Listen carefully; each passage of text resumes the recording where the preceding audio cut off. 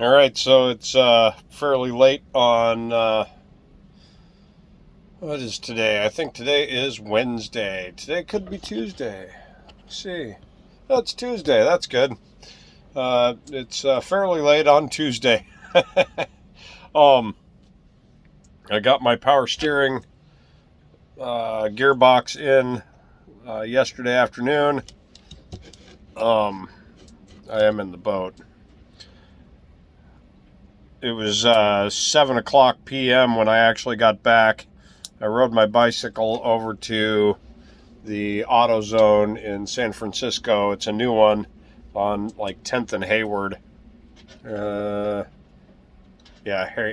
I think it's Hayward.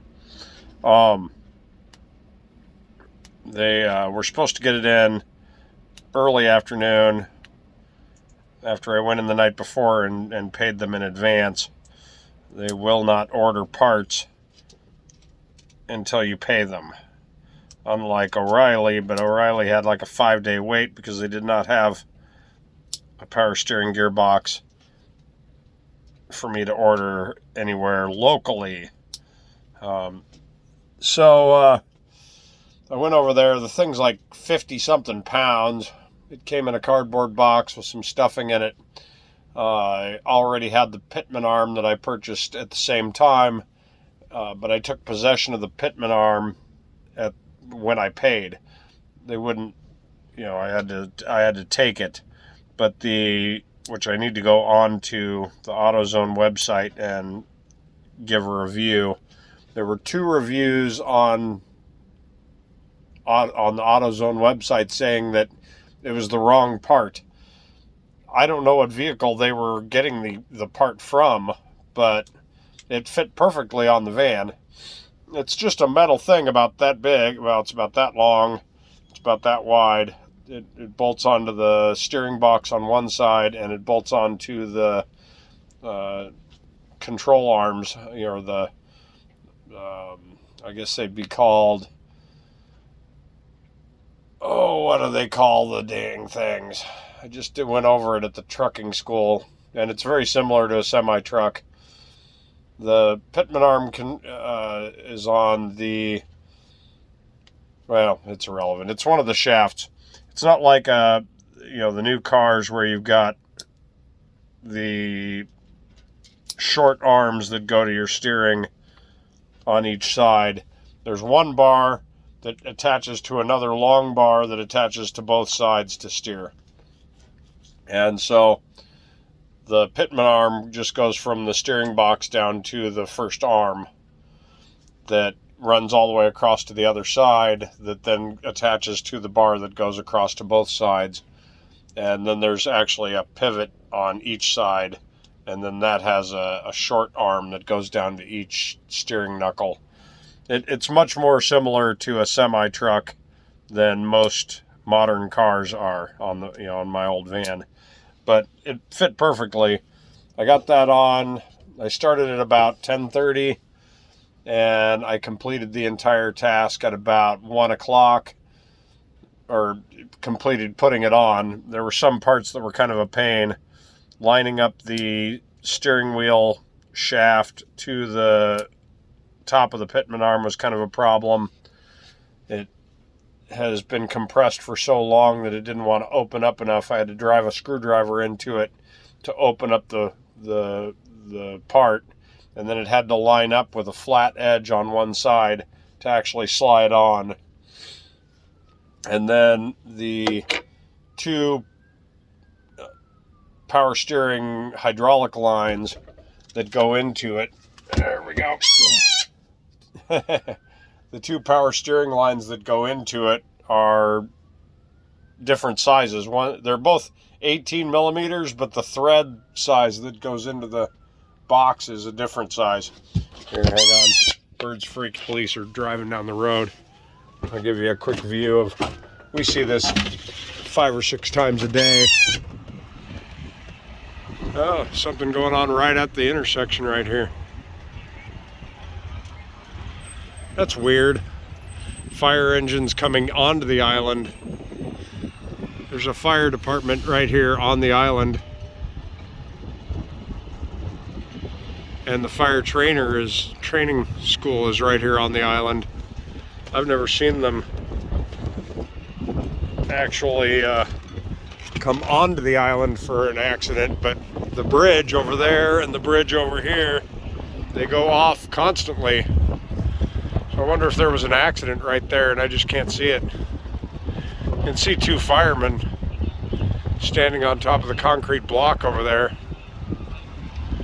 Ambulance is pulling up right in front of the marina. I don't know what's going on over there.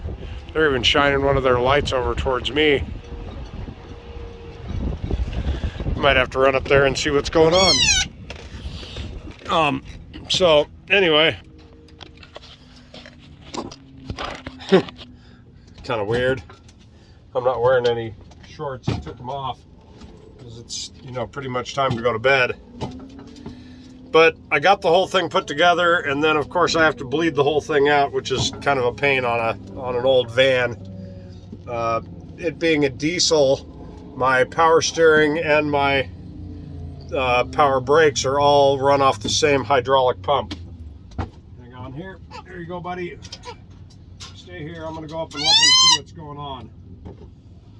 So, yeah, I basically filled up the reservoir.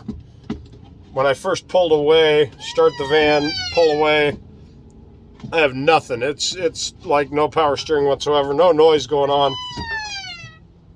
But when I first got the hydraulic lines on the pump or on the steering box, I filled it up and it was bubbling, like it was slowly going in there, filling the space. And after a couple of minutes, I got the whole thing mounted and I went in and I filled it up again. Then I started up the van, thought, well, that's going to be all I'll need.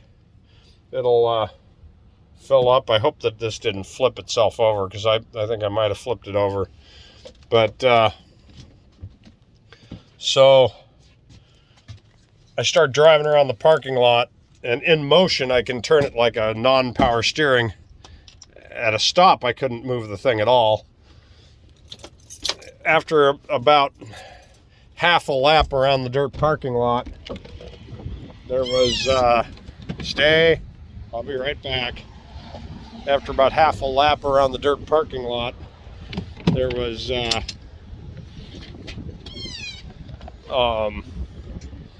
it started making the, you know, power steering noise, like your power steering box isn't getting enough fluid. Then I filled it up again, did the same lap again. That time it got a little better. Third time it got a little better than that. Then it's when I went to fill it up, it was foamy. I filled it up again, did another lap, filled it up again. It was still a little foamy, and amazingly enough, it kept sucking it all the way back to the bottom, and then it got quiet. And after that, it was over. It ran great, and I still had to top it off one more time. So then I drove it over to the city, got a case of water, because I don't drink the water out of the marina. And when I got back from there, I put a cardboard sheet under it, and not a drip. So we're good to go on that too. But I'm coming up here to find out what the heck's going on. So I'm going to turn this off.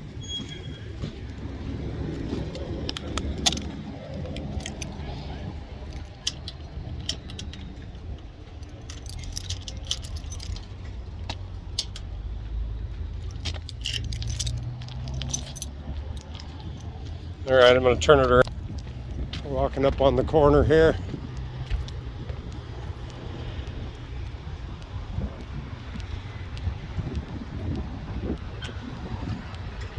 I don't see anything down there.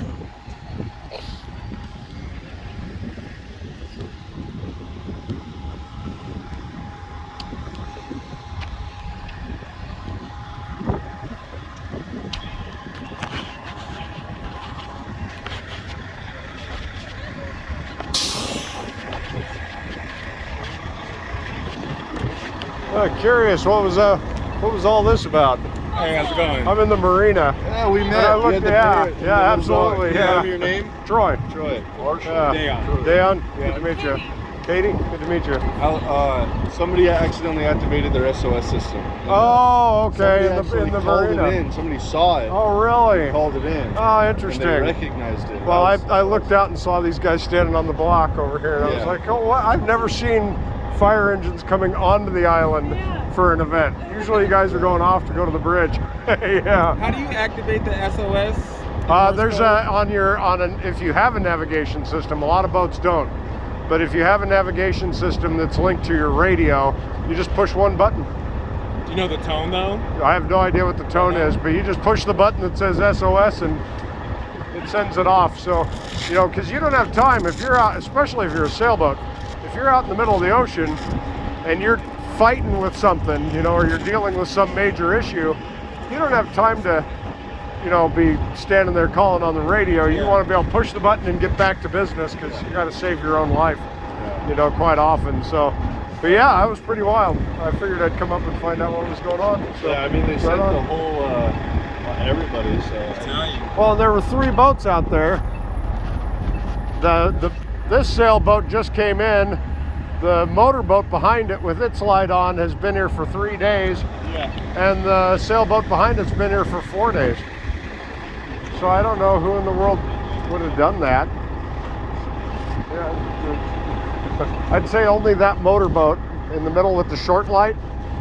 That's the only one that looks nice enough to have that. They said they did it by accident. They did the button. Oh, really? Yeah. Oops. Yeah, well, like I said, it's just a button. Exactly. Right on. I'm glad it was nothing major.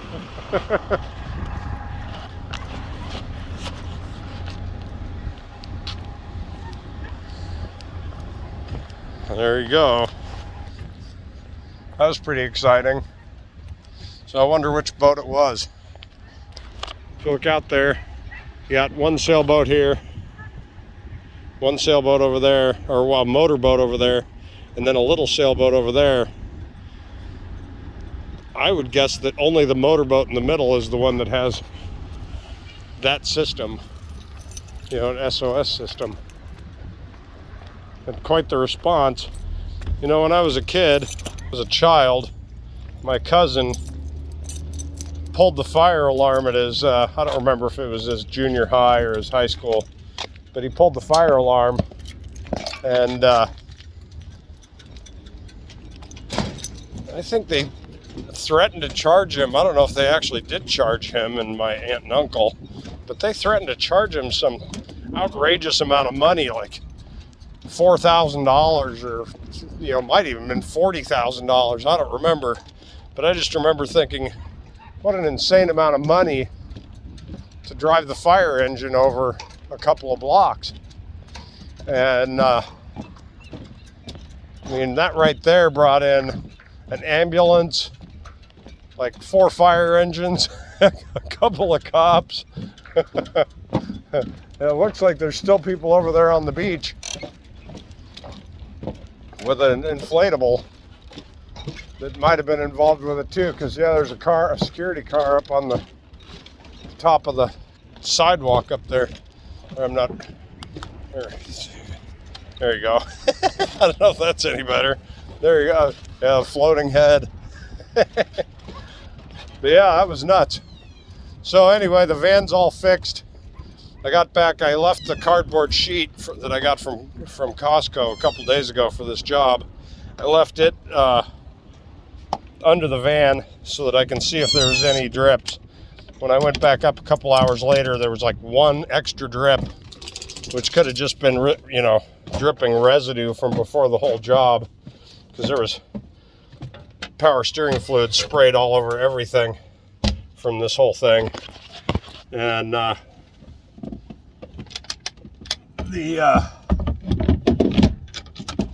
but I'm finally back on it. So now what I hoped would have only cost me $40 ended up costing me $340. Well, probably close to $450 with the tools I bought, because I didn't have a 34 millimeter wrench, and I bought that too. But you know, I try not to look at buying tools as a negative, because someday they may come in handy. And if you hadn't noticed, I have no ceiling. I mean, this is a ceiling, but the beautiful part of a ceiling in a boat is no longer there. So I can see where I have some balsa damage from leakage in my deck to replace. And nowadays you replace that with foam. You don't replace it with balsa. And all I do is I just cut the outside off, cut the fiberglass all across the outside, and peel the whole thing off. Dig all the old rotten balsa out. And probably even the good balsa at this point, because it just would make sense. Then replace all of it with the foam. The foam is like a foam insulative sheet, and it's got lines cut into it so that you can bend it and form it. And then you glue that down with some sandbags, an epoxy. And then after it hardens, you put the same sheet right back on and just seal the edge all the way around with some epoxy poured over the top of it to glue the two together. And that gives you a whole new, nice solid deck. But I couldn't see where my damage was until the ceiling was removed, and the ceiling came removed in the boat, and so I've never put it back in. But if you look, this is an aluminum sheet to put right here, to put pulleys or a deck organizer pulley system in. And they never did it. The pulleys are all in random spots, just bolted down individually. So all that's got to go. And I'll put in the correct system right here. It'll be a lot cleaner. But that's going to be later. So there you go. That was exciting. Anyway, we're back to work. We can make money again. And we need to make as much money as we possibly can. I need to gut as much stuff out of the boat and take it up to Butte County as I possibly can in the next couple of weeks. I need to get a survey done on the boat so that I can get my insurance renewed for the year. And I need to do all of that before 4 weeks and a couple of days goes by so that I can move to another marina. And all of that's going to require that I make more money, because I only have like $600 after this repair and not being able to work all weekend. Oh, it just never stops. I have to be positive. I have to be positive because I was very worried. The marina could only work on rebuilding the marina from June till November, and it's now end of July. And I was really worried that I was going to get to orientation, get put into a mentor's truck, be driving around the country on the East Coast somewhere, and then I would get notification that I had a week to move my boat to a different marina, because they suddenly out of nowhere decided to actually get around to rebuilding the marina. And so I'm trying to look at it from the positive end. Once the boat's moved, I don't have to worry about it. It'll be in a much newer marina that isn't going to get rebuilt. They're not going to make me move it again.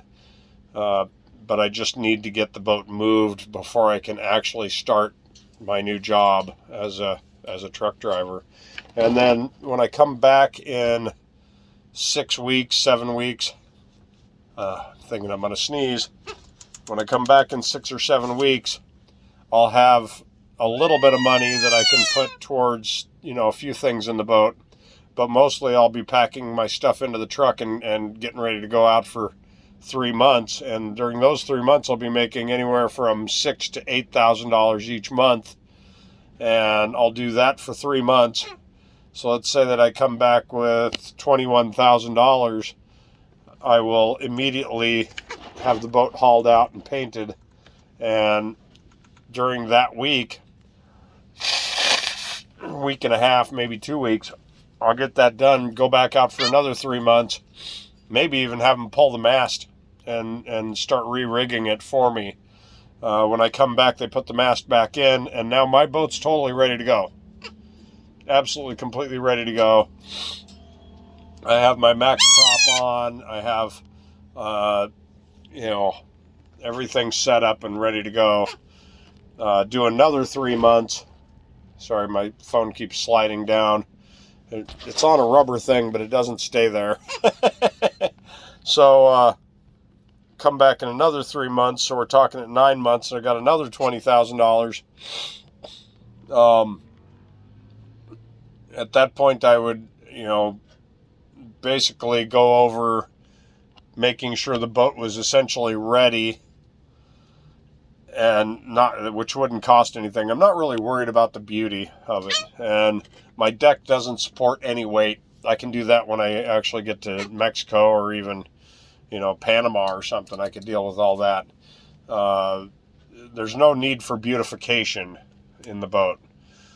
I don't need it to be pretty to get it to Texas, but California is expensive, and so I might have to pay a few bills. By then my property tax should be in, and and overdue, and so then I'll move the boat, or I won't move. I'll deal with any of that kind of stuff. Maybe come and spend a week in the Cove, during that 9-month break, and then do another 3 months, which puts me at the end of August. And then I've got September and October to get my boat from here down to San Diego. And the reason I'm thinking this is that it's going to be $20,000 to buy a brand new trailer if I can't find one for myself. If I can't find a trailer for myself, and I can't find a company that can move me to Texas for, say, $10,000 or $7,000, I might as well sail the boat around.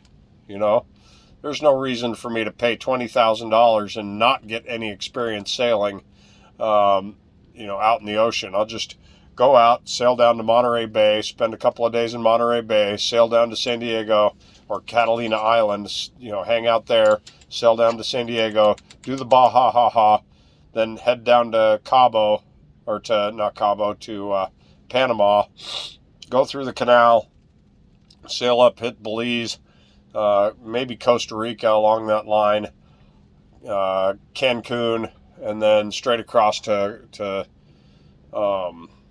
Corpus Christi. And I doubt that would cost me a total of $20,000. So why spend $20,000 on a trailer when I could do it that way? Just be in Texas. To me, that sounds like a better deal. I would get back up to Texas around June and park my boat and head off into the truck again. Go off. I've got a year's experience. I can get hired by just about anybody. That seems like the way to do it. We'll see how that goes. I mean, we're talking a year from now. But the big thing is I got to get my boat moved from here down to another marina. And if I have to go into Alameda Channel where I was a couple years ago, I need to take everything out of the boat. I can't leave anything in here because when I come back, it'd all be stolen and pawned off and gone. Reality is the whole boat might be gone, so I might have to pay more for insurance in case the boat gets stolen, and having full coverage might cover me better. We'll see, but that's where I am.